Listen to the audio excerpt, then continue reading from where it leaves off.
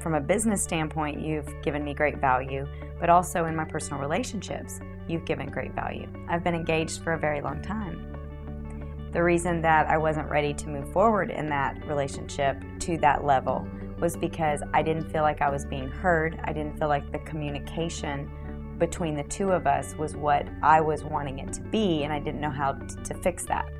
And so just in the times that I've got to work with you, I've been able to go back, change languaging. Therefore, I'm showing up differently, so my partner's able to show up differently. We've been able to start engaging with each other on a different level, and now we're ready to take that step because we feel like we have become more vulnerable with each other, and we're in a place where no relationship is ever perfect, but we better communicate, we better nurture each other, we're building that trust in a different way. And in business, I need to nip some things in the bud, but I have been in a place of fear because I didn't want to mess that relationship up per se, where I would lose that client or whatever.